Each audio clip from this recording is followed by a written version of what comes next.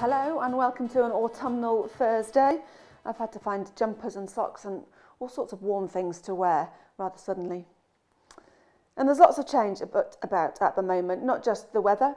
Students are going off to university and other students are arriving in Bristol to study. Schools are getting used to new ways of working. More people are going back to work or adjusting to different work patterns. And we as a church are looking forward to new ways that we can meet together to worship in person. But I'm going to hijack this update to tell you about one change that's happening for me at the moment. As many of you know, I was due to be ordained in July, but because of COVID restrictions, this wasn't possible. But the ordination is back on. I shall be ordained in Bristol Cathedral on Sunday, the 11th of October, and I just wanted to give you a whistle-stop tour of how I got here. In my many years at St Michael's, I've done all sorts of things and had all sorts of different roles, but about 5 years ago, I began to think that God might be asking something different of me. And I suspected, through various Bible verses, songs, conversations with other people, that he might be calling me to ordination. Now, this was not what I had expected or planned, but when you hear God, or even when you think you hear God, it's best to check it out before carrying on. So I mentioned to Si that this might be the case, and he encouraged me to pursue it. And he put me in touch with the right people to take it forward. And so the journey began. And I fully expected the door to shut at some point. But it didn't. And so here I am, your new curate and about to be ordained. One of the bits of the Bible through which God spoke to me was Matthew chapter 5, verses 14 to 16. You are the light of the world. A town built on a hill cannot be hidden. Neither do people light a lamp and put it under a bowl. Instead, they put it on its stand, and it gives light to everyone in the house.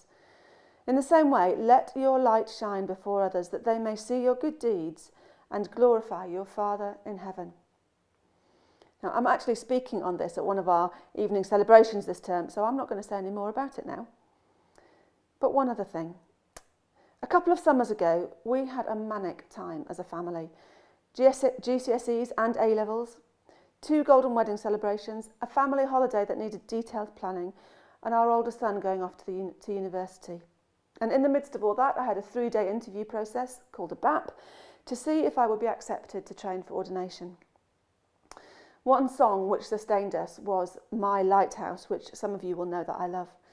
And these words in particular reminded all of us in the family of God's promise. I won't fear what tomorrow brings. With each morning I'll rise and sing, my God's love will lead me through. You are the peace in my troubled sea. You are the peace in my troubled sea. The ordination service won't be as it was meant to be. And I don't mind at all, but the thing I will miss is having my church family there with me. You have loved and supported me, checked how it's going, prayed for me, filled in sermon feedback forms, lent me books and generally helped me get on with it. And you don't get to cheer next Sunday, and that I will miss. You can watch a live stream if you like. Details of that will be sent out tomorrow, and you will just have to cheer at the screen instead. But I want to give you a sneak preview of my stole.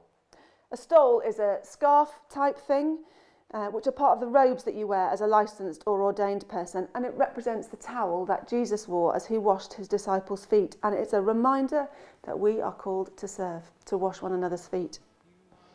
And this is the stole that I will wear for the ordination service itself, and it's been decorated with this image. My lighthouse, my lighthouse. This is an image that speaks both of the verse from Matthew about being a light and of the song about God's love leading us through. I'm going to be wearing this on the 11th of October as I get ordained, and as I say that, loved by Jesus and filled with the Holy Spirit, I will tell the story of God's love. And I'm looking forward to more of that with you all as the months and years go on.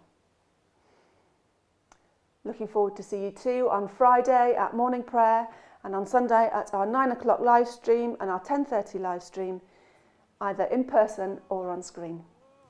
See you then.